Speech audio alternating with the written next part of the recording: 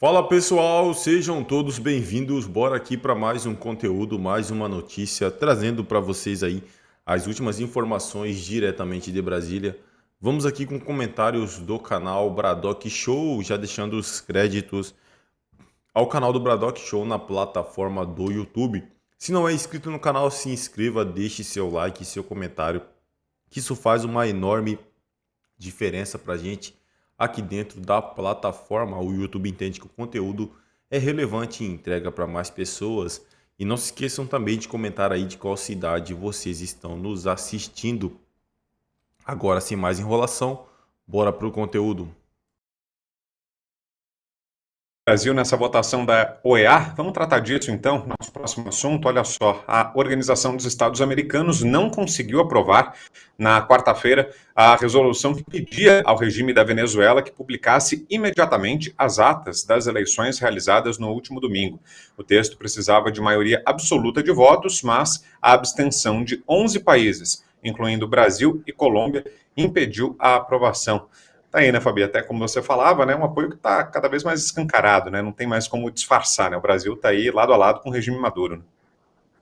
Tá, e a gente precisa lembrar disso. O Foro de São Paulo quer continuar vivo, embora tenha essa pressão aí. Eu não sei qual o interesse, aí seria realmente muita especulação de a gente imaginar se é interessante para o Putin, para o Xi Jinping também, se é interessante a manutenção aí do Foro de São Paulo. Mas creio que sim, né? Nada como algo lembrando narcoditaduras não ajude eles, porque estando no caos fica mais barato para eles. Eles devem pensar assim.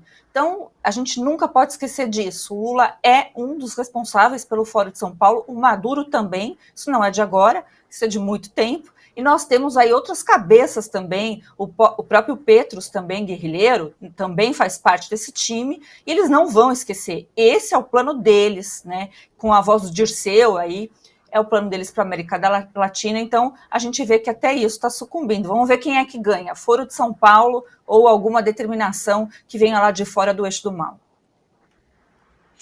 Agora, o Darcio, em que pese esses interesses políticos todos, né, talvez até do ponto de vista interno, doméstico, para esses países aí que se abstiveram, o Brasil e a Colômbia, talvez nem fosse interessante, né, essa sequência da ditadura do Maduro, até por uma questão de sobrevivência política, né, não com preocupações humanitárias, porque isso certamente esses países não têm, né, quem está apoiando o que o Maduro está fazendo, que deve ter pessoas nesse momento sendo torturadas, presas diante do regime, não está preocupado com nenhuma questão humanitária. Mas mesmo do ponto de vista de sobrevivência política, a sequência da ditadura não é interessante, porque isso vai fazer com que cada vez mais gente saia da Venezuela, a população de refugiados, a crise migratória que o Brasil e a Colômbia já sofrem, né, com a entrada de venezuelanos, tende a ficar ainda pior caso o Maduro consiga dar mais esse passo e se manter no poder depois dessa fraude de domingo, né, Darcio? Pensando pelo ponto de vista político e republicano, é verdade. Acontece que eles não têm esse tipo de pensamento. O pensamento é puramente ideológico. A maior preocupação de Lula hoje, anotem aí, é que essa ebulição popular na Venezuela acabe virando uma espécie de primavera latino-americana. A preocupação desses ditadores, a preocupação das narcoditaduras, muitas delas se abstiveram junto com o Brasil, é justamente que a população comece a tomar gosto pela luta pela liberdade e isso comece a contaminar outros países igualmente oprimidos na América Latina.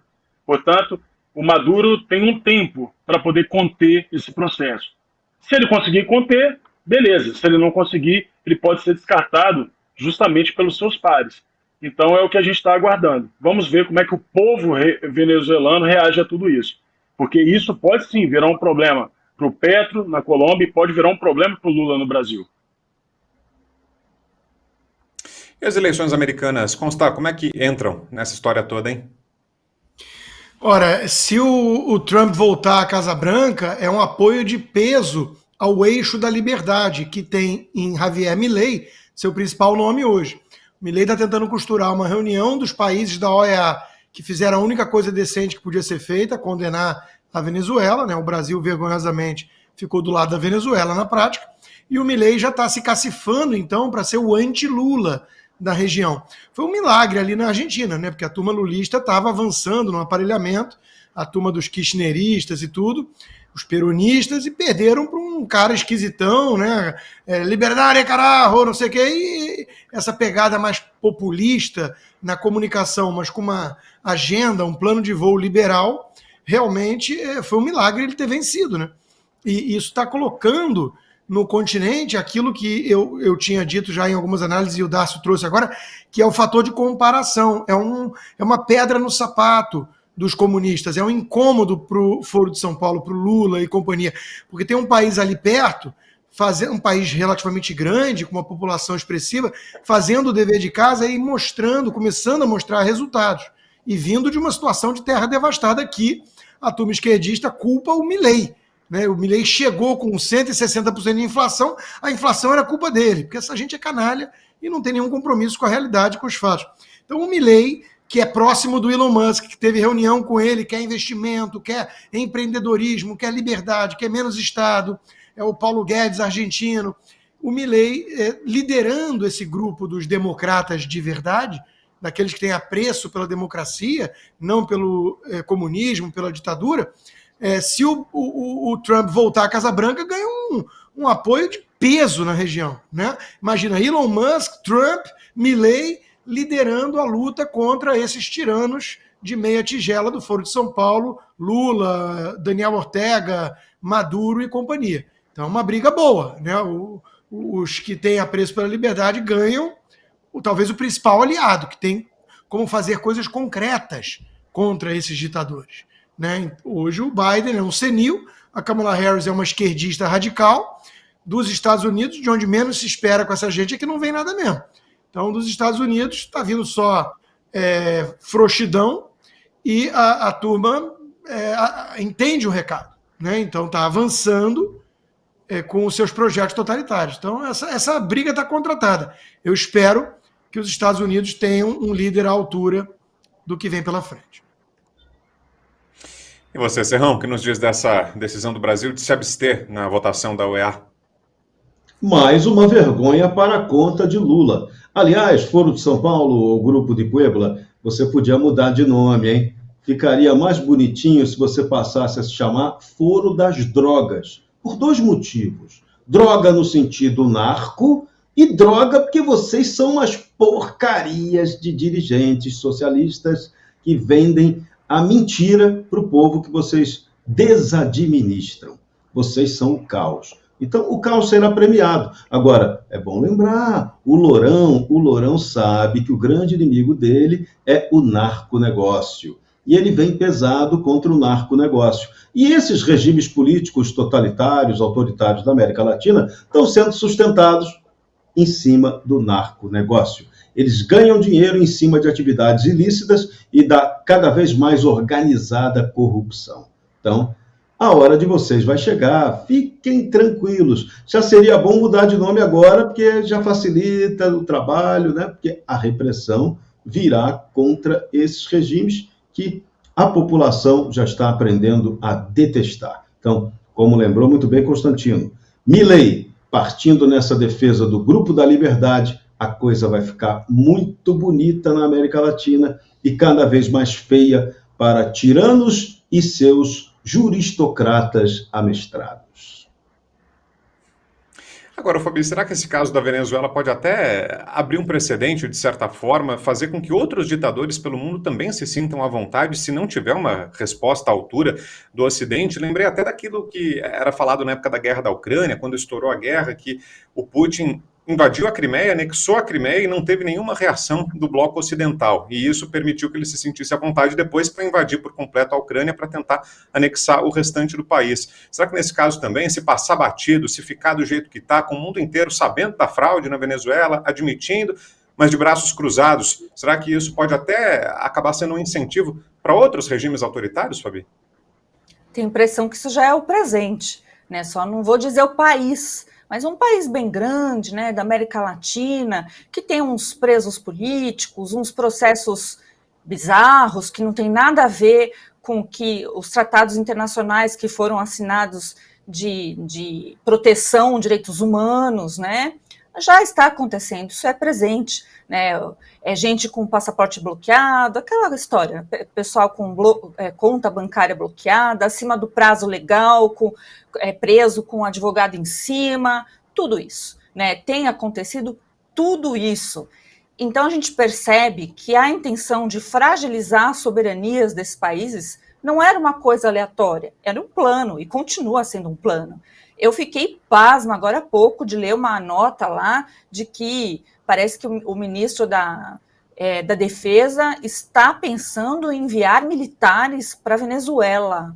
Eu quase caí da minha própria cadeira aqui, embora, né, a gente sabe que, não sei, a gente já está no meio do furacão, mas o que é isso, meu Deus do céu? Que precisa mais uma vez, eu volto a conclamar, se nós temos ainda um Congresso Nacional que não está se importando somente com eleições municipais, que quer chegar vivo até o final dessas eleições, eu consideraria, né, pegar pesado dentro do Congresso Nacional e mover tudo quanto é instrumento para parar, né, esse alinhamento tão frontal aí do Brasil com esse pessoal ditador. É uma verdadeira vergonha.